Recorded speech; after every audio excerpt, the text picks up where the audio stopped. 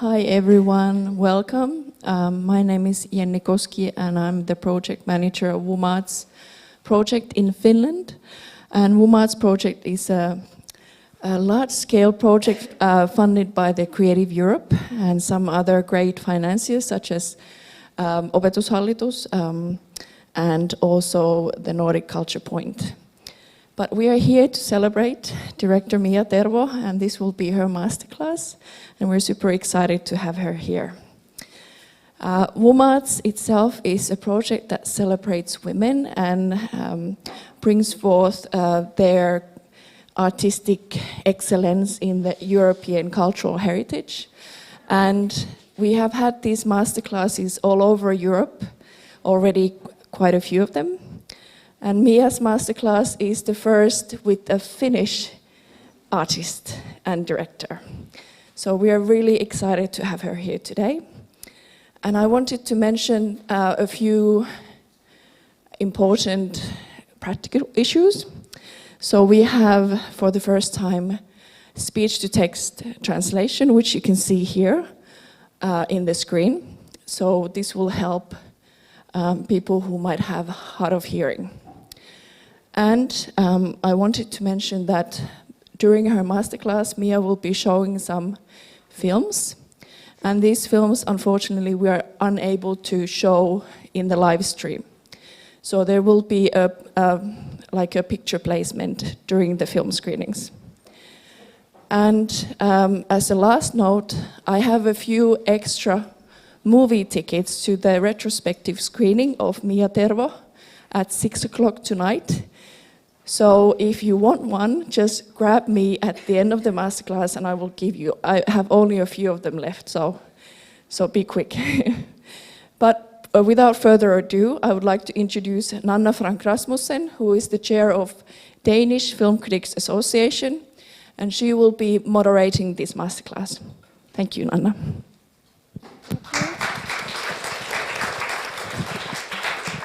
Hi, everybody, and thank you for inviting me.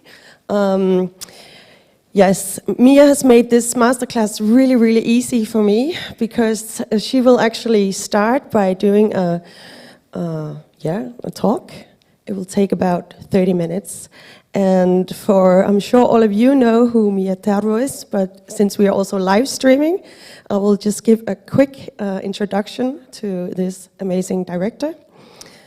Miia Tervo is born in 1980 in Finnish Lapland, and she has made 4 short films and a feature film called Aurora, as you probably all know.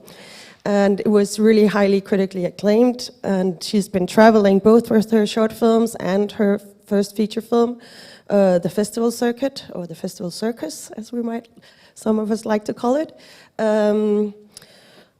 And she has also contributed to the anthology film Force of Habit that is screened here at Tampere with a short film, anthology film comprised of 6 short films made by 7 female film directors that comments on the gender stereotypes and sexism in the world. So what will be going on here today is that in a minute I'll leave you alone and Miia will take over the stage, and then after she's been talking for approximately half an hour, I'll come back and have a chat with Miia on stage, but then we will also open up for questions from the audience. So please remember all the things that you want to know or you are curious about when Miia talk, and we'll be able to have a discussion with you as well afterwards. But first of all, please join me in giving a really warm welcome to Miia Tervo.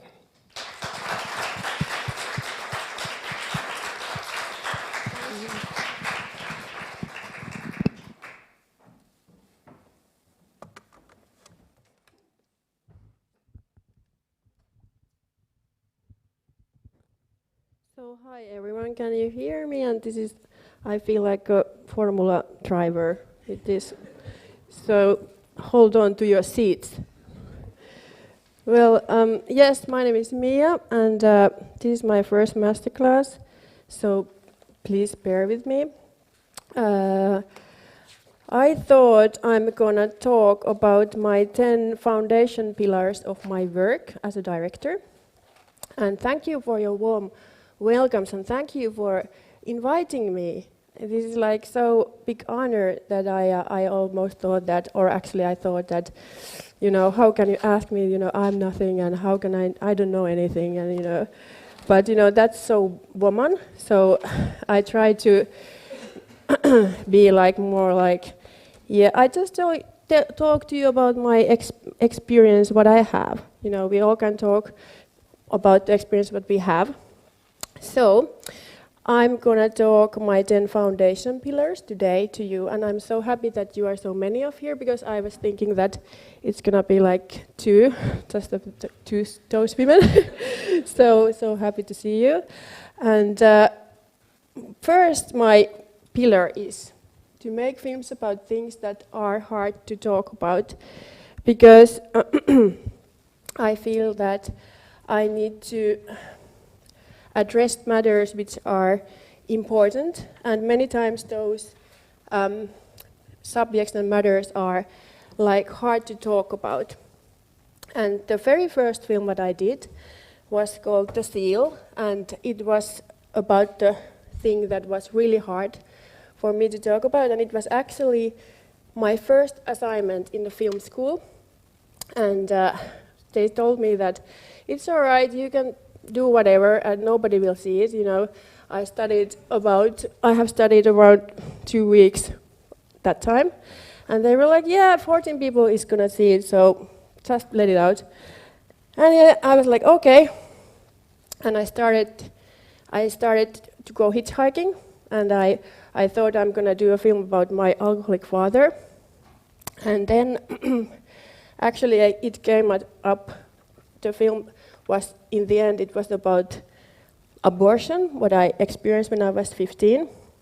And I was like showing it to my teachers and to my fellow students, and they were like, this is so great, and this is fantastic. And then they sent it to here, and they took it here to this festival, and it won here the main prize in a national competition, and then it went all over the world, and I traveled with it.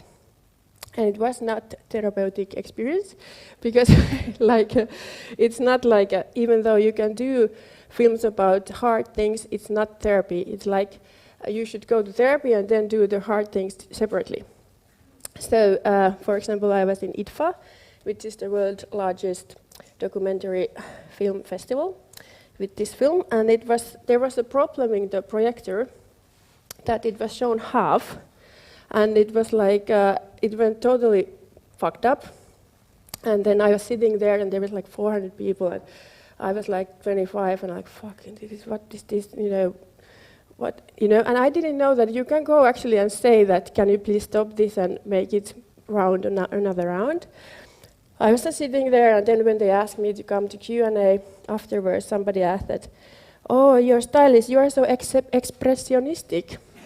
And I was like, no, well, kind of, yes, I am, but not this much, And then it was like so embarrassing and so intimidating. But anyway, so it's good to make films about, because if you have an opinion, you can just write it in your T-shirt and walk around, and people will see your opinion. But about some matters in life, it's like, it's a gray area where you can reach only with art. And so that's why I think, like, I want to go into that gray area, even though it's hard and it's difficult and it's embarrassing and painful. And then, and the second one is to trust my enthusiasm, is to follow where I get enthusiastic about. That when I find that this is the place where I want to go, this is the story what I want to tell, I need to follow where I get excited. So it can sometimes mean a lot of hitchhiking and a lot of crazy roads. So this was the film what I did, and I could actually show a little 2-minute clip about it, because not perhaps you haven't seen it. So if you can please help me a bit with this machine.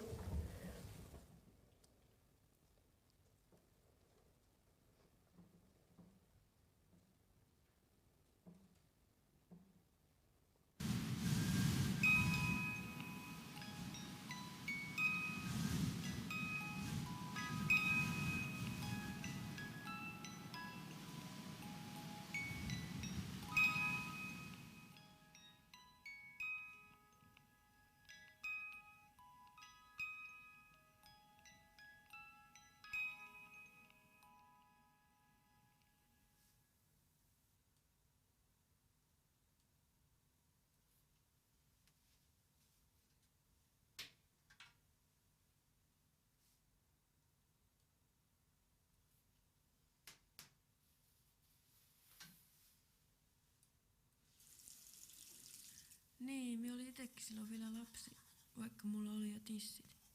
Silloin kun minun piti mennä naimisiin.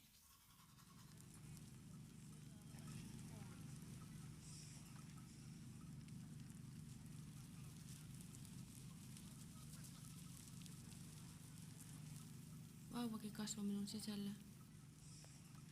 Miten solu voi olla niin rakas? Maybe we can leave it here, but it's just to see that what's the film about. To watch the texture. It's really bad, looks like bad quality, and it's actually shot with TV camera, so it is bad quality, but it looks even worse here. But hope you can see just like the feeling of the intimate film what I did. Yeah, but then after traveling to several continents and surfed a lot in different seas, I was really stuck. I went into another film school in Helsinki.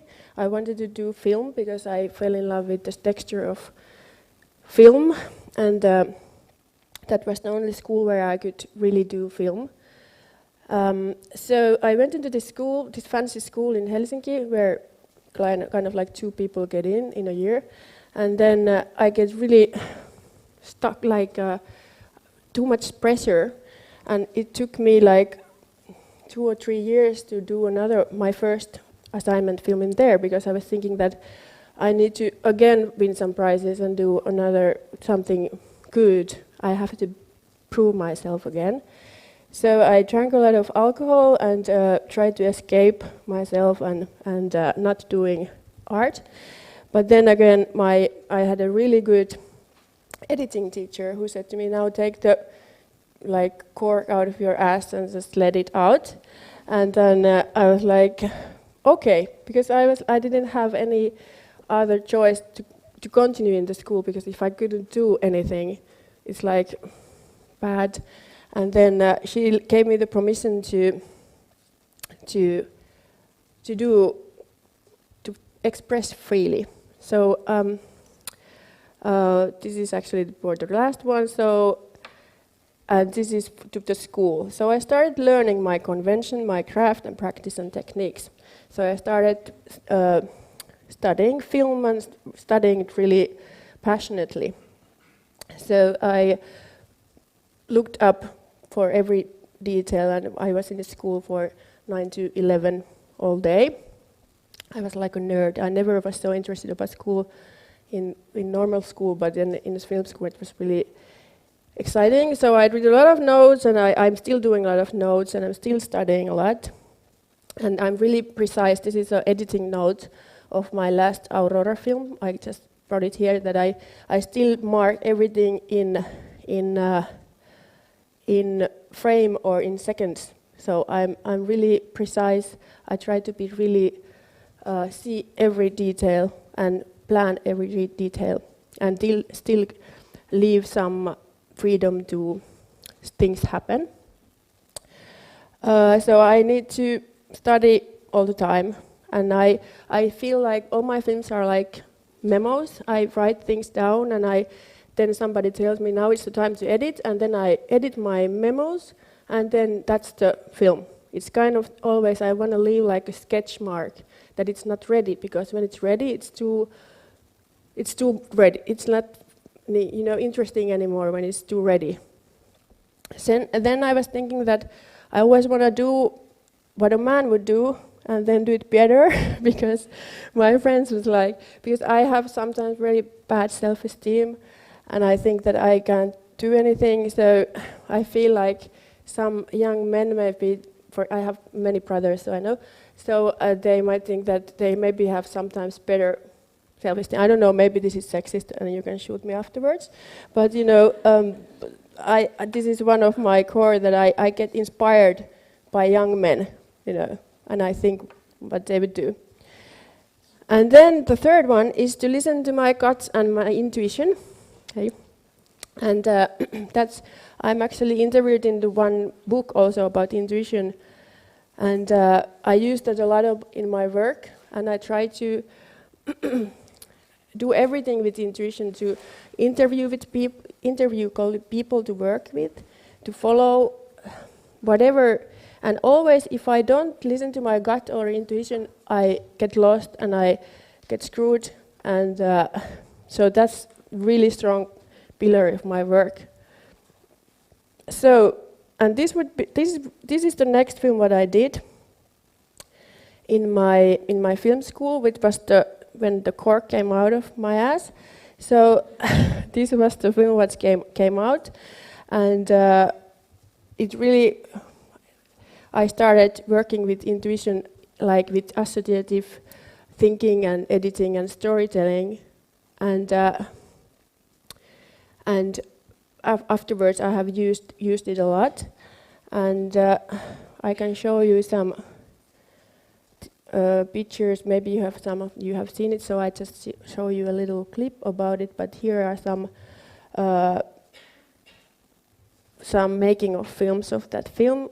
And it was really fun to do it with the small, intimate group. Just me still smoking.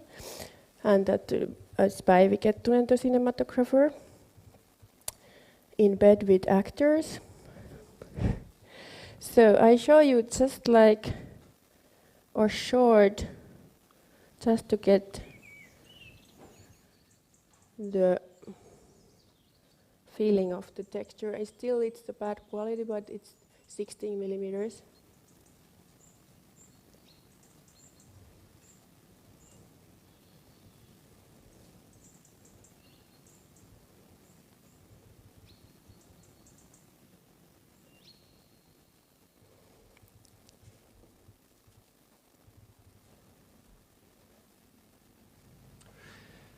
Ja sillä on Jonnu Vainio Sellainen joka on yöllinen. Yhdenlainen teema, sävelmä. Ensimmäinen soittajamme on tässä. Yölinjalla Pekka Sauri. Moi. Moi. Täällä on se 16-vuotias tyttö. Mä oon soittanut ennenkin. Mä muistan sut. Mites sulle kuuluu? Ihan paskaa. Miten niin? No jos mulla ennen meni huonosti, niin nyt on ihan yhtä helvettiä. Millä tavalla?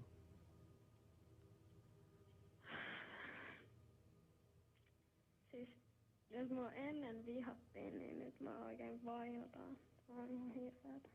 Ootko mennyt kouluun? Oon mä viime viikolla ollut, mutta en varmaan mene huomenna. Varmaan mene enää koskaan.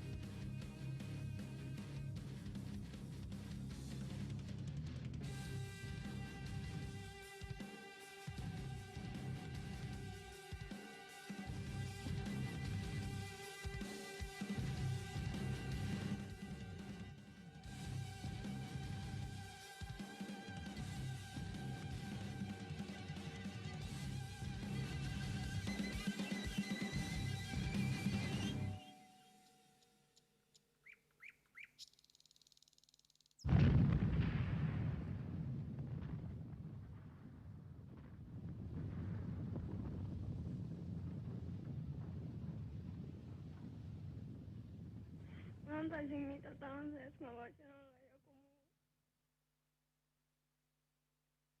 So,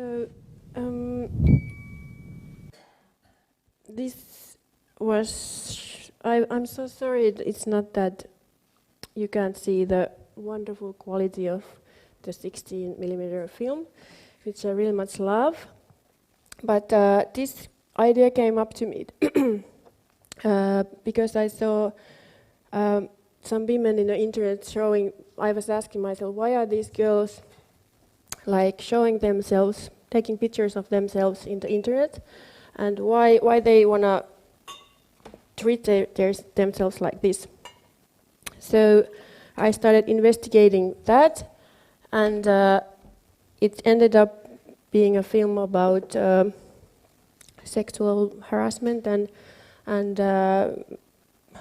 all that love, searching from love from the wrong places, and it really. I feel like I was really free when I was making that. It took me a year or two, and but it was really. I loved making that film. And then the fourth or whatever one is to be honest in my art. That if that's a really important guideline for me to follow. If I don't know what to do, I will just be honest. And then I came to this another film, and it's about an old lady in, or this storyteller, tietäjä, how do you say that in English, like sage, woman in Karelia, which is a part in Finland. It's like also in Russia, but Russians took it away from us in the last war, and my family comes from that area. So I borrowed a CD from the library, there was a song in that CD which was called Pimppini on valloillaan, which is freely translated, my pussy is jumping free. And it was sung by this woman, and I was like, what is this? You know, I want to meet this lady. And then because my mother has always told me that my family comes from this area, and I never visited that area because it's in Russia. And I was curious that where am I from? What is this culture where I'm from? So I went there, hitchhiked again, and started hanging out with her. And I hung out with her for 10 years, which came up to other film, and with her too. And then the honesty thing comes in part when my teacher asked me in school, because this was my second student film in the art school, cinema school in Helsinki. So my teacher asked me that, why did you went there? And I was like, yeah, why did I went there? And I had to admit to myself that I wanted her to be my grandmother, that I have a issue with my own grandmother, and I loved when it was so simple life, and they really knew the roots and traditions and everything, and I kind of lost the connection. My grandmother had some issues with alcohol and stuff, and she gave me, for example, Coca-Cola from the tuttipullo. What's that in? Like a bottle when I was like really small, and she was really wonderful. I loved her, and she's a really big part of my life. And but still, I kind of had to admit this embarrassing fact that I wanted to cheat my grandmother with this other grandmother. So I went on cheating her with her, and then, but the film started really to be born after the question of why did you went there? And when I had to admit it to myself, this embarrassing fact, the film came out. So I just show you a little clip from that one.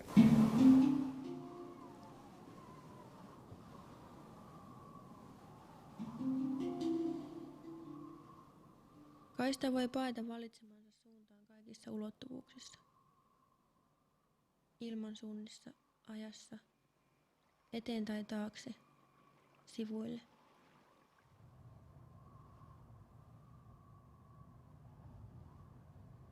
Mä olin kateellinen kaikille puille niiden juurista. Mä en ole oikeastaan mistään kotoisin. Mun isä sanoi mua pitkään tuulen huuhtamaksi perseeksi ja että mun pitäisi saada jostain kiinni. Ja sitten se nauraa hohotti. Ei se ole niin helppoa, se juurten kasvattaminen.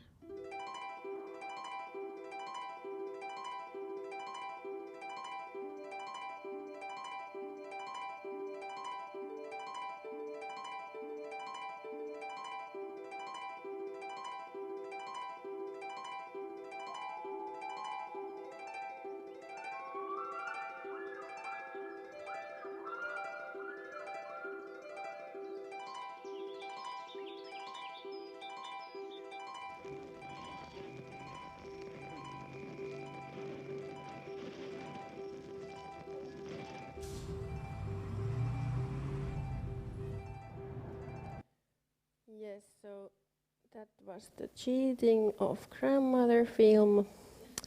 So, and then, so the important question for me is always why I'm doing this. And why this film and why me? Is there something what I can tell? Sorry. And for me it's really important to admit to myself why I'm doing stuff, you know, even though I don't have to tell it out loud like I'm now talking to it you out loud, but you know, it's important to me that I know where I'm going, and it also involves not taking myself so seriously, that I can just you know, express freely, and. Then the other, or the fifth or sixth or whatever pillar is for me, it's like to let people see me, because I always want to hide and don't want people to see how lousy and bad and shit I am. So to come together, come to the light and let people see who I am as an artist, it's important, because otherwise it's like, what's the use of doing art in a dark room alone? So I started doing a film called A Little Mouse and Other Drunks, and it's about me and my alcoholic father. And it was the first film that I really wanted to do, but it took time. And it's actually the film which never got done. I started doing it, and I can show you some demo what I did to that film, but my father went into a really difficult phase in his life, so I was like, yeah, we skip this one. So, but it's like, I want to do art in a way that I don't have a handbrake on, so I gave all in, and I was like, I can show you my shame and fear. So, this is me when I was 15 years old. So I will show you now a clip from that demo, and this is the sound that you can't use online. Yeah.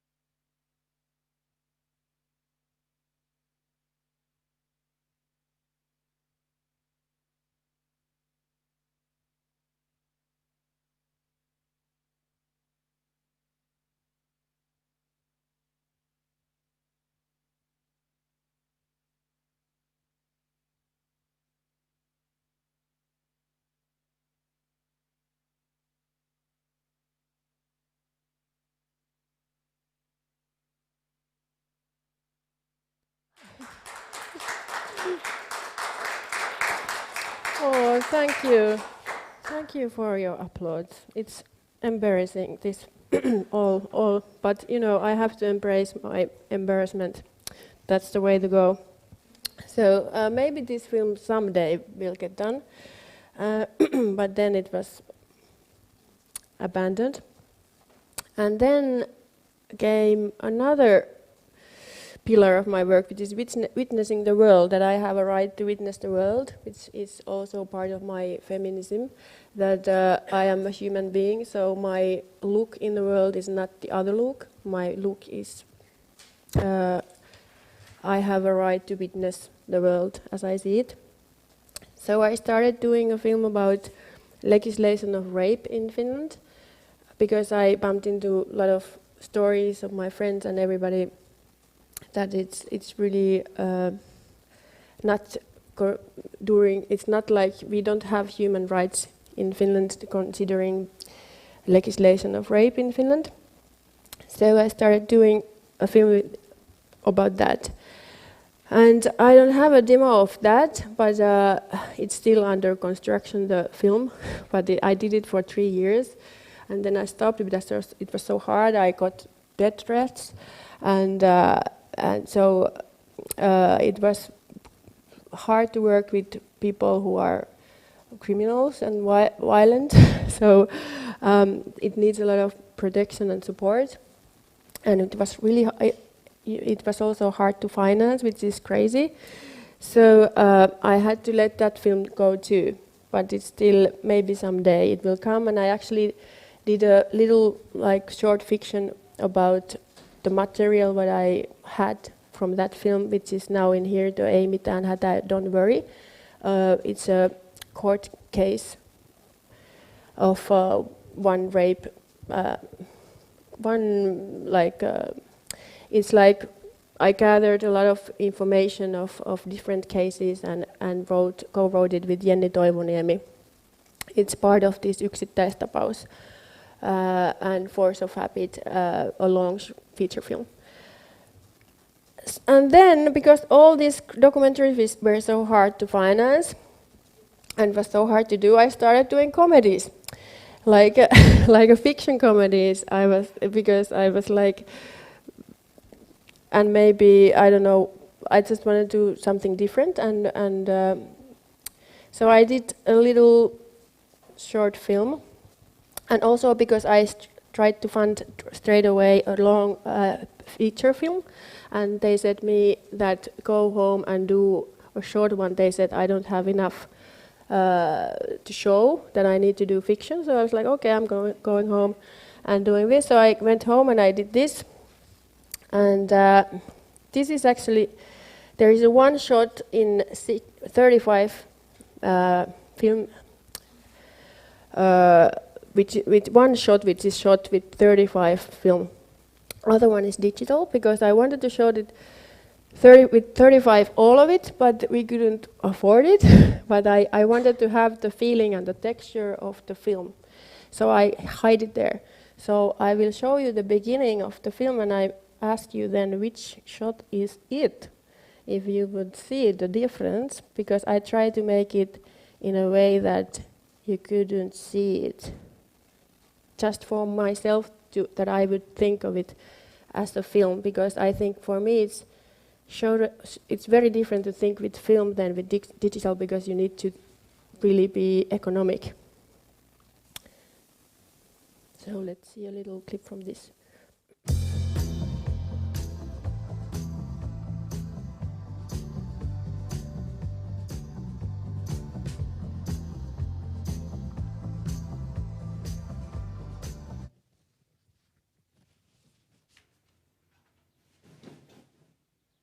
Hei, isä on odottanut kuukauden, että se näkee sut.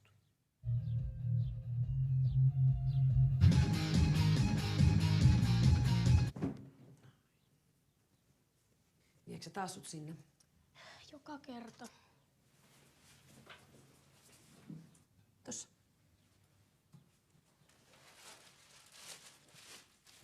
Herra Jumala.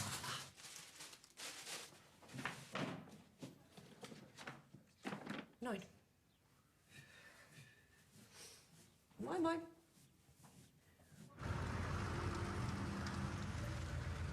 Yes, it's about the father and the daughter, and the father always wants to show his love to his daughter by taking her to car wash. And so, can you tell which is the 35 millimeter shot? Anyone? There. Yes, you could see. Are you a cinematographer? Okay. Good. I could offer you a beer for this one because, but of course I know the difference too. But not many people don't know. But for me, it's really a big difference, and it's the texture and the feel. But for me to able to think how it would go, I need to, like put some film in it, so I would think differently. But maybe someday I will shoot a long feature film with 35. It would be my dream. And then we will go to my first feature film. And the 7th pillar of my work is to develop my communication skills. And it's with this film, Aurora. And because if you, it's so different than walking with woolen socks in Karelia somewhere in the forest with an old woman and asking her to sing. And when you have like 100 people working. When I first came to my time. When I first came to set, when I was first day, when I was directing my first feature, I was like, fuck, all these people, you know, oh my God. And all these trucks, you know, why are these 12 trucks here? And, you know, oh my God. And, you know, it's so different to focus and do your art when it's like so big machine. And how to focus in that and how to help others, actors, everybody focus. So it's communication, communication, and communication. And for me, I personally think that I have a lot of learning to do, and I have learned a lot. But it takes like how to balance between to maintain your artistic freedom, because I want to keep that. Because the machine is so big and it's so different, the feature film machine. And so how do I defend my artistic boundaries and say that this is important? And how do I say that with love and friendliness, and how do I communicate? So everybody of us, we have different communication skills, but I think it's a skill what you can develop. And for me, I need to develop that all the time. And still respect myself and respect my art and still do that. Otherwise, I end up this, or like I felt like I'm into this big machine of production and just trying to survive. I will show you a trailer from that one if somebody haven't seen. So. Here is, yes, here.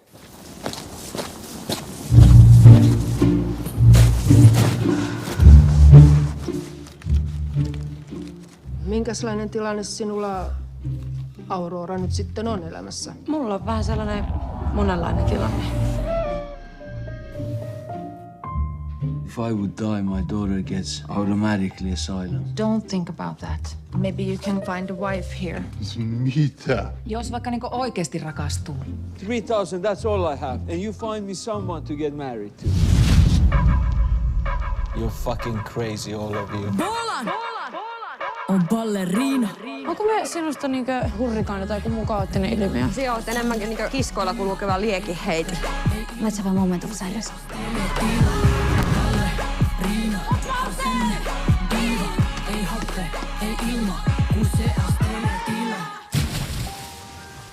Kunnon ihmistä haluaapi rakastaa. Ja sanoo kultsi.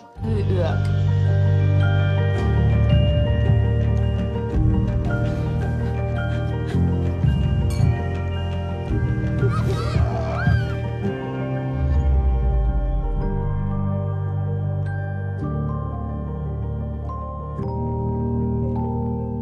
semmonen piirakka, kun on vittukin. Ota käännä. Eläkään. Oh, thank you. Yes, thank you. It was a film about. Oh, what the fuck?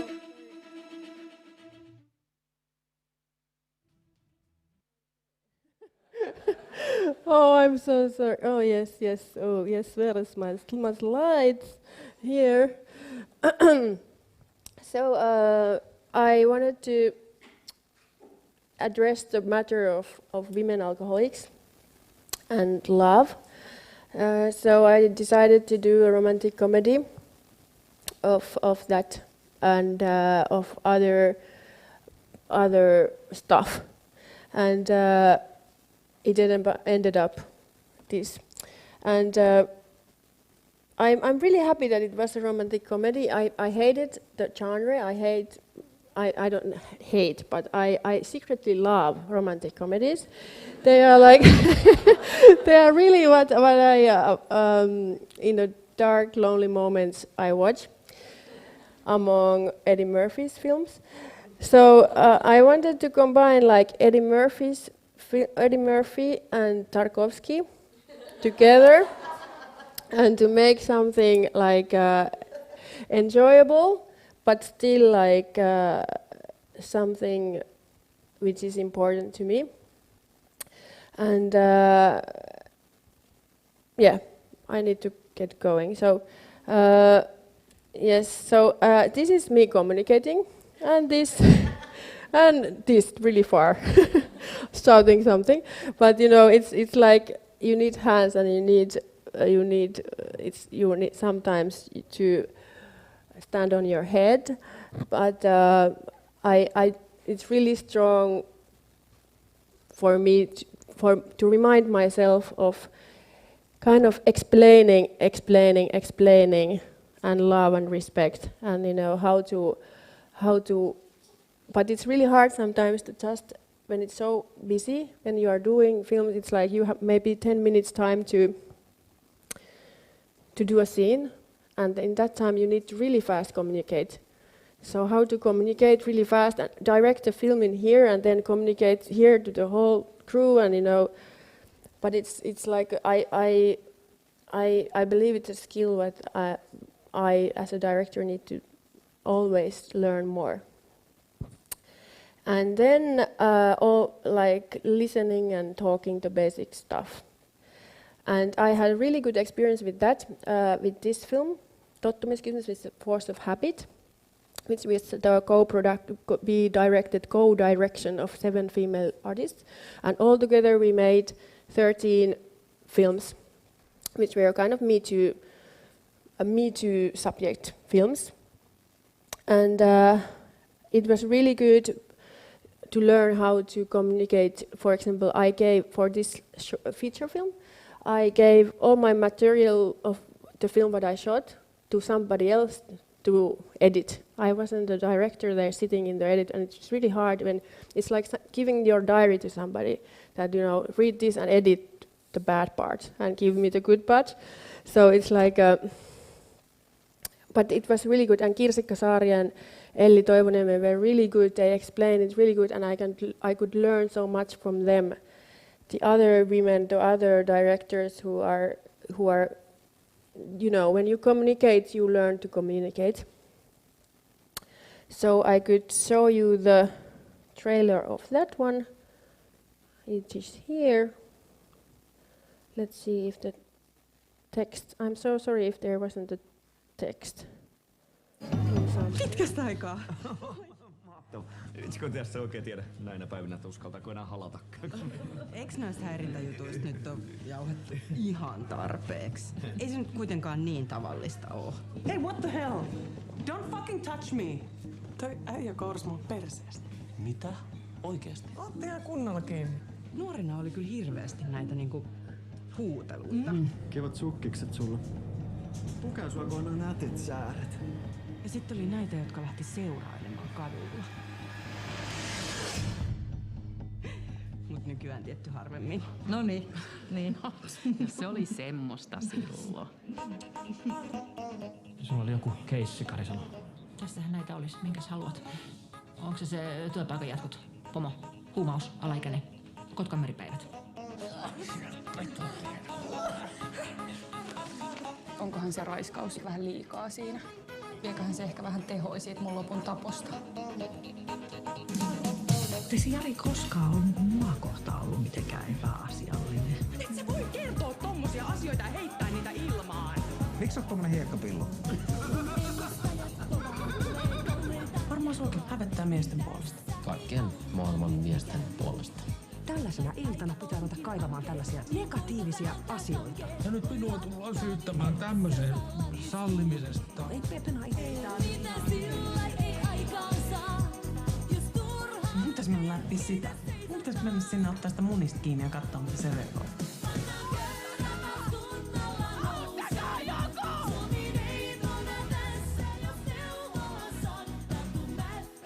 Tää on tätä ruisleipää.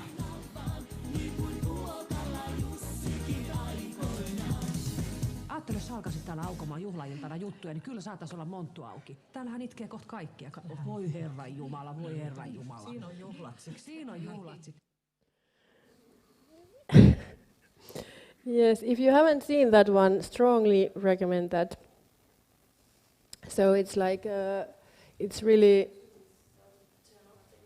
Fuck, did I? Oh yes, good. Thank you. So mine was this rape court, which is also a short film, and it's about a young lawyer who got his first rape case, and it's a farce. It's a tragic comedy, and it was really fun to do. But altogether, this is my last pillar, is to take care of my ability to work, which means to do other stuff, to be quiet, and to live, to have like a life outside of films, which can be hard because filmmaking takes so much time of your life.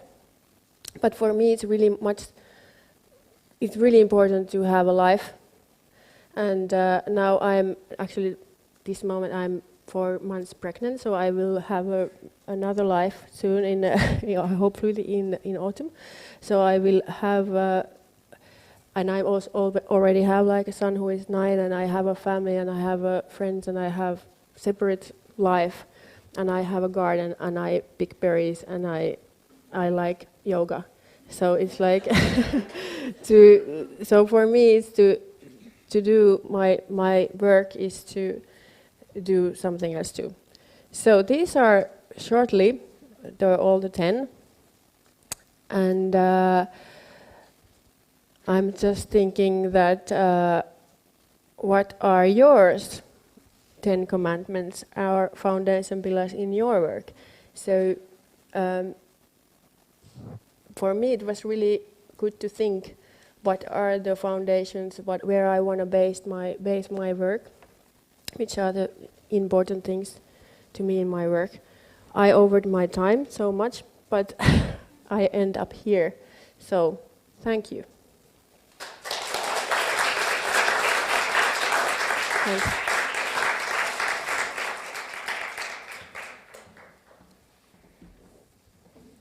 Yes, thank you.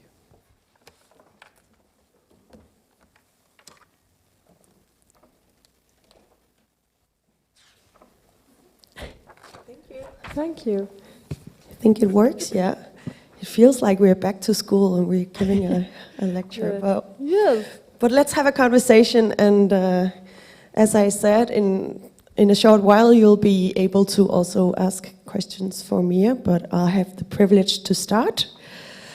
And there are a lot of things I would like to talk to you about, but since this is a Woman Arts Masterclass as well, we also have to talk about the paradox of you being a female director. What's the paradox?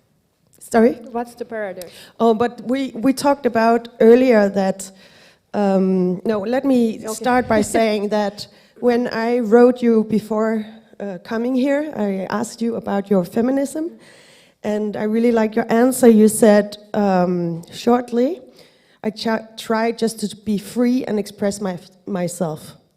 That's my feminism.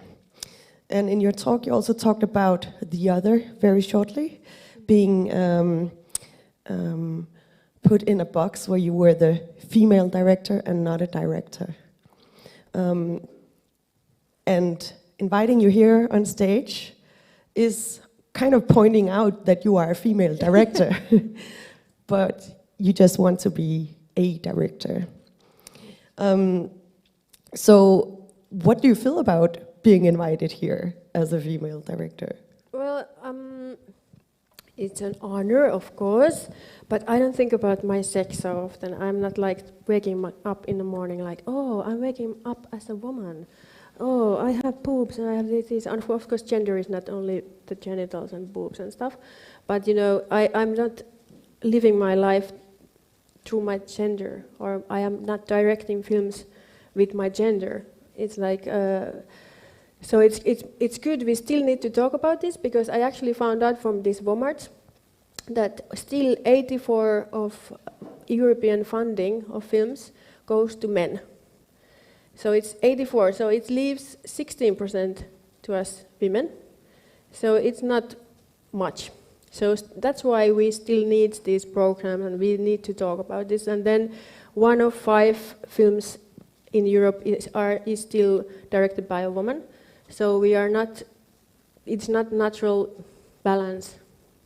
So we need this kind of, I need to be called female director, even though it's not fun. It's not like, I don't like it.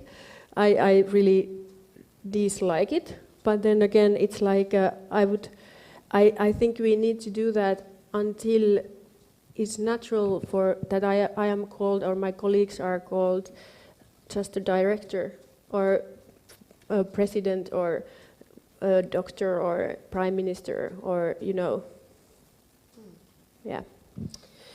Your films and the subjects that you've been making films about or chosen as themes are rape, getting your first period or getting your period while being with your dad, clumsy dad. It's probably subjects that some people would regard as female experiences and issues. Have you ever met any reactions? Have you met, have people been pointing that out, that you are like making women's films or something like that? Not maybe directly, but I think maybe I have experienced some belittling, you know, that these are little matters, like that the war films and the men and violence films, they are like the real big, real films. And then that these little matters are like not real matters. So maybe that's in the some other, just like conversation in a bars and in somewhere, just like belittling. Yes, but not directly. Not anybody has said to me that, you know, this is like. But yeah. That's my experience as a human, you know. You also talked about, and I have to say it's brilliant that you want to make a film combining Eddie Murphy and Tarkovsky. I've never heard that before, but I totally gonna steal that right away. Write that out. But you said that the genre, the romantic comedy, that you had maybe a love-hate relation to that genre. Can you say a little bit more about that? Yeah, I felt that this story, what I want to tell, it needs a vehicle. It needs a vehicle which is nice. I can't deliver my story about one alcoholic meeting a refugee in a kioski in a bar, after the bar in a Wiener place. That I need some structure in it. So I started studying and then because I really in me there is this place which loves romantic comedies. So it was also of choice of heart, a choice of intuition. Felt right. But it also seems like it's a genre that we have, us who love the genre has been a bit, we have to apologize for our love for the genre because it hasn't been regarded as, I don't know, as good as war films or drama, the big existential dramas, which is really weird because it's probably the genre that we can all recognize ourselves in. We've all been in a clumsy love situation, I imagine. Maybe I'm just talking about myself, I don't know, but I hope you have as well. Yeah.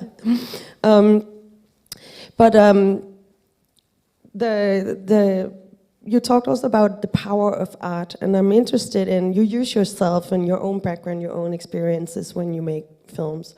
How do you balance between the private and the art? When does it become too private, or can it become too private, the things that you deal with in your films? Well, that's a good question. I noticed when I was watching these that where I myself are my school works, that I kind of hope that I am left with that I don't want to be in my films anymore. So they would be like more like a phase in my life. But I always feel like I want to, like I told, I need to find the spot in me. I need to like express myself, and I don't think there is like it's too intimate, but I'm really private person, for example. I'm not in Facebook. I don't talk about myself. I don't give interviews about myself. I only talk about my work. I am usually, you can find me from a forest with my family, or somewhere living my simple life. So I kind of reveal. I can reveal myself in my art and tell my secrets, but as a person I don't do that. As an artist I can do that, but as me I don't do that publicly, you know. But the picture we kind of draw of you as a private person comes from your film, probably. Yeah. Is it something that you know, is it a true picture of you? Now I'm probably asking the questions you would like to avoid. Of course, it's like me. I need to be me. Of course, it's me, but in a way, nobody. Usually, my life is so boring. So it's like I choose It's like I'm a storyteller. So I am telling stories about life. So I don't tell you a story about when I was waking up today and eating my breakfast. You don't give a shit. But if I I might have some other topics which might interest you. Yeah. But since you're using yourself and your own history in the films, and also the ones that haven't been made or finished yet,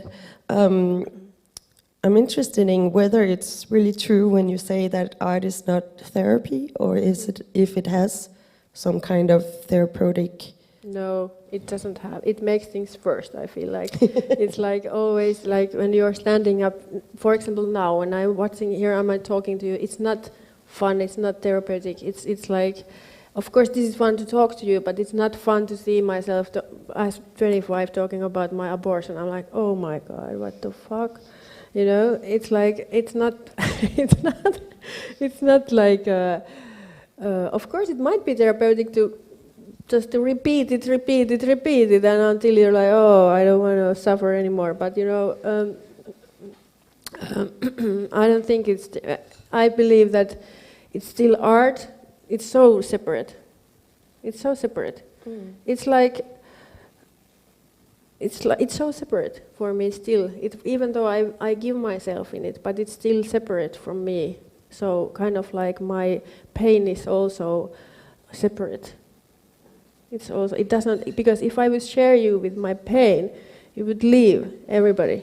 I don't want to, for example, if I go to a film where somebody shares only the pain, I leave, because I want to give something else, you know. If it's therapy, it can be sometimes like a vomit to the audience, and I don't want to vomit on top of you. I want to, I want to give. Thank you. Know, yes, and I don't want you to vomit on me either. You know, it's like I want to give. You know, I think the vomit can change into something really good if you first vomit in the therapy, and then afterwards you take some parts in it as an artist and do your work precisely. Good. Not like don't mix it with the therapy. You know, I don't believe in mixing that. No. It's totally... Actually, I was in one project, in theater project, where they wanted me to go into group therapy. It was about the alcoholic children. And like you now know, I have experience of that. So it was a group of people who we all had experienced alcoholism in our family. So they wanted me to go to group therapy. And I went a couple of times like, fuck, oh my God, I'm gonna get crazier. And you know, this is not good. I felt this immediate like a contradiction between my art and myself, that I can't mix them. It's like, it might be a fine line, but it has to be a strong line. I'll switch to something quite different, because I'm really interested in knowing what your thoughts are about the hybrid form that you are using, because you're using documentary, animation, fiction, you mix it together. What is it that have made you go down that path in your short films? I studied first in Turku, where was the best animation, which used to be, it doesn't exist anymore, but it used to be, or it exists, but does this exist? Yeah, it exists. But anyway, they cut it down a lot. So there was the best animation school in the same corridor than my film school. So I started. I could see that they are so good, so I wanted to make something with them. Just to, I don't know why, but maybe because we were in the same corridor. So I wandered around in their class, and then we started doing something together, for example, with Ami Lindholm, who is a great genius animator.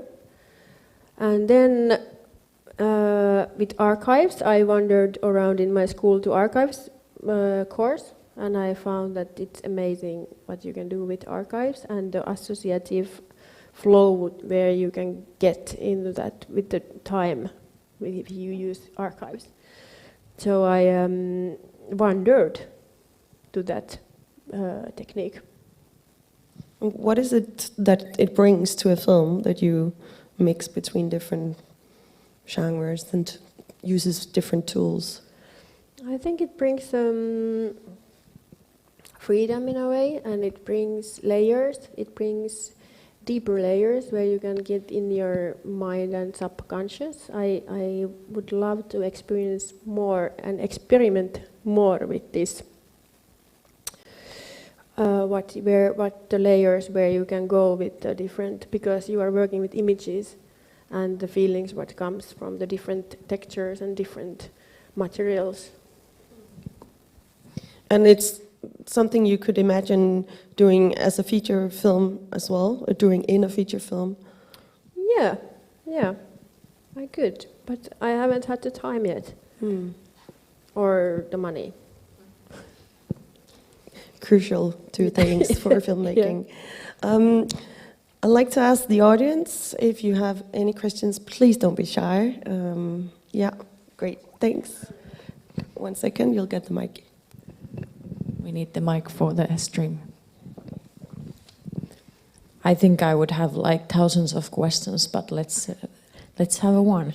I really love the Aurora film. I think it's perfect in all the levels of it, and I kind of would like to get to the core why it's so excellent. And I think all of those guidelines you have are the part of that. But I have this request: if you could take us back to one scene, and the actual like process in that scene. And maybe better if there would be some kind of scene where you had like some kind of struggle, that there's something going on and you're like, can we even do this in the way you're visioned and to make it good, but you still succeeded to make it good. But like if you could pick like a one scene and kind of describe how you worked in there to make it so perfect. Well, thank you for your question. The first scene, what came into my mind, it's not perfect. It's really actually not perfect at all. But it could have went really bad. But I managed to save it. So if I can tell you that first, and then maybe some other, maybe little bit better scene. But the scene which first came into my mind was the scene where Aurora comes back to nail salon, and Kinky, her friend, is like, what the fuck, you're late? And start to like, what the fuck, your customers went and blah, blah, blah. And we had actually 10 minutes time to do the whole scene, which means lighting it, directing it, shooting it, everything. So it meant kind of in the real world that you have to have it in one shot if you lost the shot. And we didn't have time to take the directions to shoot it. We had to take it with one shot, and I hadn't planned it with one shot. So I was like, this is pain, I'm gonna die, it's gonna go really bad, or else if I just wish so hard that everything goes fine, and then I just had to do it, just had to tell the actors that we have the situation now, that we have 10 minutes, so you have one shot. And they were not happy, of course, because it's not respectful towards actors to have to give them 10 minutes to perform their art. So to do that communication, to communicate that respectfully, and to keep them warm, to still that they want to do their work, because they could have said that, fuck you, I'm leaving. So, which is understandable in that situation. But they didn't, and they did very good job. And it was like, but it wasn't kind of me, because it was kind of like also their ability to act so well, so fast. So my work as a director was kind of like hoping it would be good. But maybe also communication to do that, to communicate what they are doing very fast, and communicating to the cinematographer that you just have to, yes, we're gonna do it like this. So maybe, we saved it. It didn't go really badly. Because almost everything there is something, that goes fucked. Terrible wind. Somebody's there, somebody's here, we lose this, we got this, mold in the house, somebody's having an asthma attack, somebody's, having a bad day, I'm having a bad day, or like somebody's, so there's always something, it's like problem solving, like your head is like, I felt like I'm like, my art is also a lot problem solving, and making decisions of choices, So, and sometimes I feel like I only need to do with intuition, because sometimes you don't have time to even think. It has to come from your spine, just to do it. So maybe I need to think more if there's some, but it is a good question. I think about it, and if it comes to my mind, if you have some scene in your head, so I can talk about it. There might be some problem in it.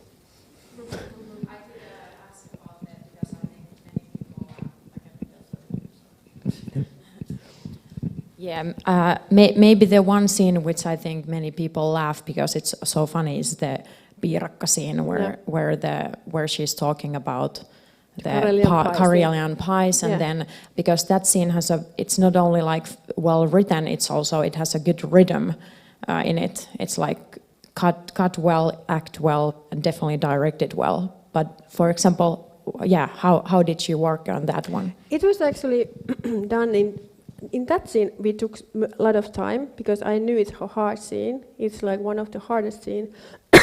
I'm sorry, in the film. So we took time. I tried to take a lot of time to the hard scenes. So we took time and we shot it with many different angles. With the time, it was fast, but still we had time.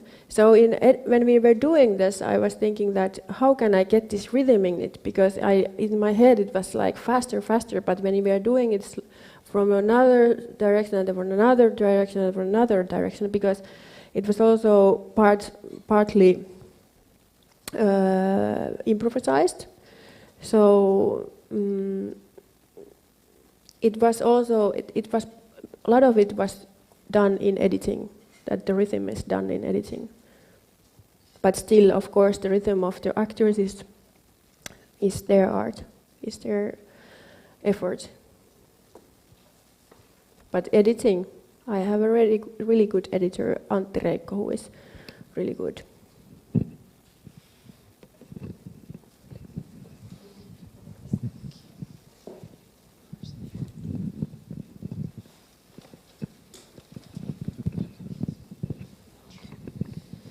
My question would be about associative thinking, because I feel sometimes then working on narrative film, it kind of feels almost stifling, like you have to follow the structure, and sometimes it's so ingrained in your spine that it's almost like suffocating. How did you get to this associative thinking that you were able to like breathe? I felt when I was watching Lumikko, I felt like more like breathing, when I was watching it, because it was narrative, but it wasn't stifling type of narrative. You could feel almost like this kind of subconscious. It's something that you can't quite pinpoint, but something is there. Like how did you get to that level of? That's question one, and 1.1 is how do you let yourself be seen? Like how do you get out of own way? Okay, thank you. Good questions.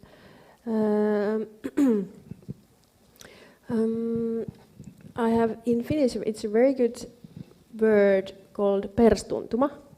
It's like a feeling in your ass. When you translate it, it's this gut feeling also that you just know it in your ass. So kind of like it's also called, it can be called intuition or whatever people call it. But I think giving yourself a permission to be free, and I think it's just like finding people. I also had very good editor in that, Okku Nuutilainen, who is also a very good editor. And when you are in a safe place with somebody doing art, and you get into this free space where you both can. It's like playing free jazz with each other, We actually had a flute in the editing room, and we were like, this could sound like, so it's like,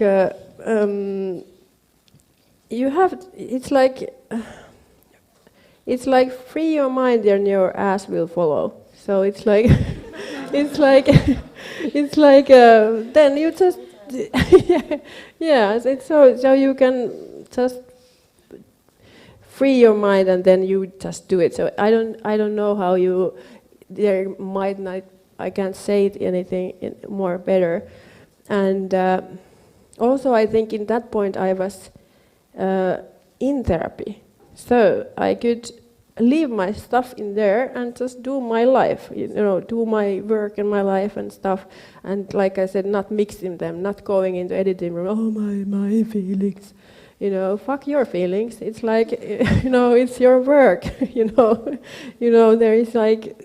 There are separate things. Or fuck my feelings. I didn't mean your feelings. I don't know. Please disrespect your feelings. And then to be seen is to just free your mind and your ass will follow again. That you just come, and even though you're scared, even though you don't want to, even though it feels like embarrassing.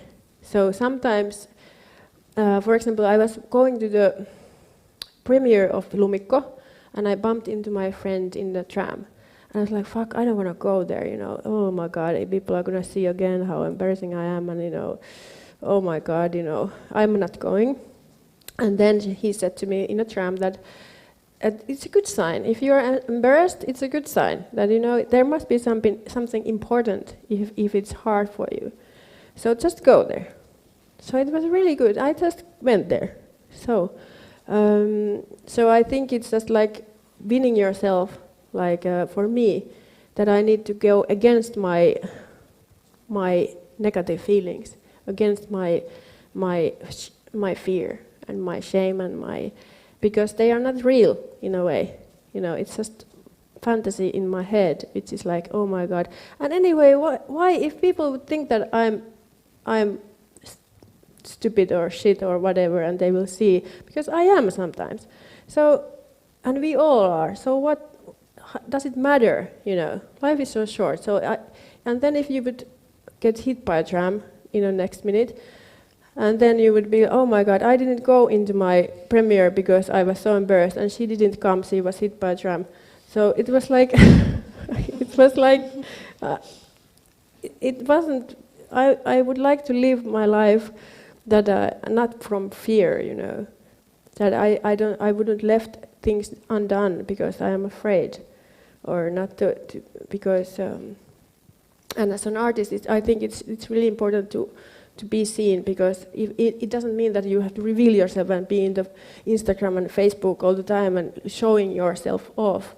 It's more like seeing the inner you know, because I want to see the inner side, you know. And of course, everybody decides the limit of that, you know. And I want to decide my own limit with my inner, what I show and what I don't show.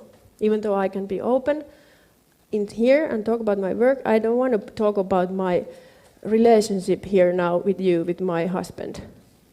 You know, that's intimate, but we can talk about this, you know. Yeah. There was another question. Some people think that these topics are taboos, and I think it's so stupid. Have anyone ever told you that you can't do something with this topic or this topic, and told you that this is wrong, you can't do something about girls' periods or sexual harassment or something? And what have you said, or what would you say to those people? Thank you, it's a good question.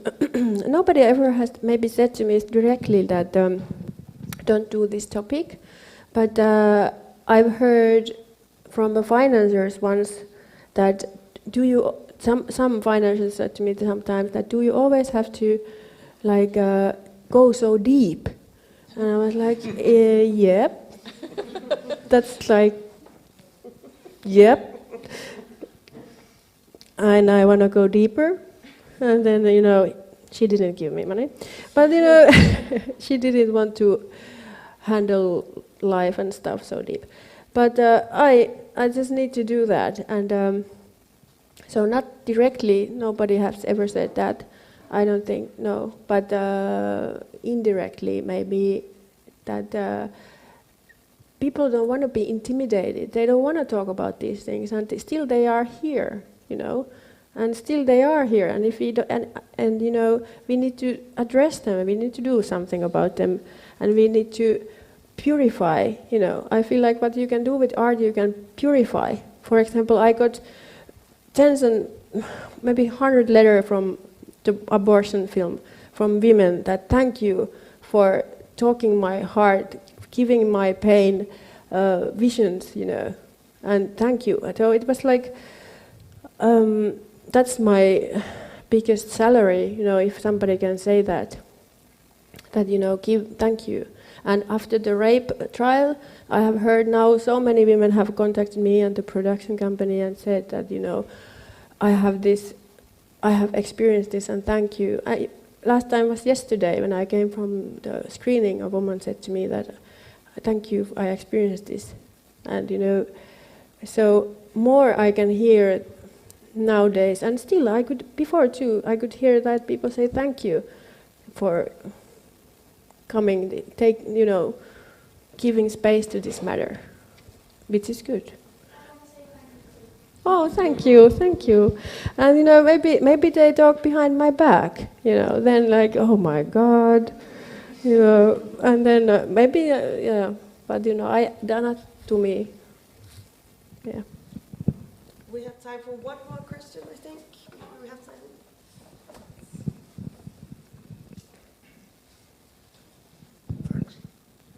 All right. I would like to ask about your methods of using or choosing music in your films, because I think the way you work with music is quite unique and really bold. For example, choosing Mies yli laidan by Ruoska or Hathaway's What is Love. Those are songs that are not considered that cool or cinematic, perhaps. But what's the process, how you choose music in your films? Again, it's a perstuntuma. Okay. Again, it's like, I think it's thank you for your question. It's like, again, I feel like it's like to be true to myself, that I like those songs. They are important to me. And I think they are important to many people, but we just don't want to admit I'm listening to Tchaikovsky all the time. And then secretly we are listening to some shit, and it's not like shit, but and they are not shit songs, they are very good ones, but yeah.